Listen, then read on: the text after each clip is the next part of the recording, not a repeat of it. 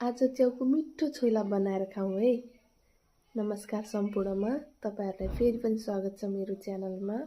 आज म तपाईहरुलाई च्याउको मिठो छोइला बनाएर देखाउँदै छु है।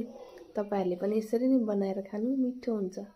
यसको लागि चाहिँ हामीलाई च्याउ त अभियसली चाहिने भयो, त्यसपछि धनियाको पत्ता, लसुनको पत्ता, हरियो खुर्सानी, प्याज, टमाटर।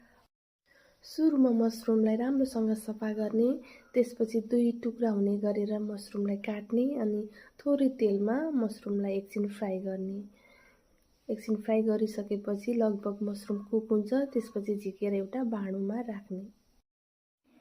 अब हामीले अघि काटेको प्याजलाई, धनियाको पत्ता, लसुनको पत्तालाई राख्छौं, मटर छ भने मटर पनि राख्छौं, उसिनेको आलुलाई राख्छौं। अब चाहिँ हामीले अघि नै टमाटरलाई ग्यासमा पोलेको थियो नि, त्यो टमाटरलाई टिमुर, खुर्सानी, लसुन, अदुवा राखेर ग्राइन्ड गरेको पेस्ट हो त्यो पेस्टलाई राखेपछि स्वाद अनुसारको नुन अनि त्यसपछि आएर खुर्सानी राख्छौं। तपाईहरुलाई कति पिरो खानु मन लाग्छ त्यो अनुसार, मलाई चाहिँ अलि धेरै पिरो मन पर्छ, त्यही भएर मैले अलि धेरै खुर्सानी राखेछु। त्यसपछि चाहिँ कागती निचारिदिनु होला। अब कागती छ भने कागती राख्नु, कागतीको बिया चाहिँ हटाउनु है। मैले त्यहाँ पछि कागतीको बिया झिकेर फालेको छु। छैन भने चाहिँ चुक हुन्छ बजारमा पाइने, त्यो चुक राख्दाखेरि पनि हुन्छ है।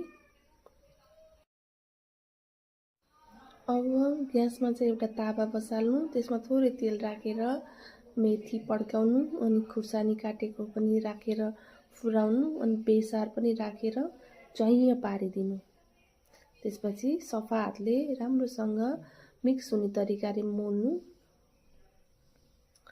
यसरी मोलिसकेपछि चाहिँ मुखै रसाउने मिठो मसरुमको छोइला तयार हुन्छ।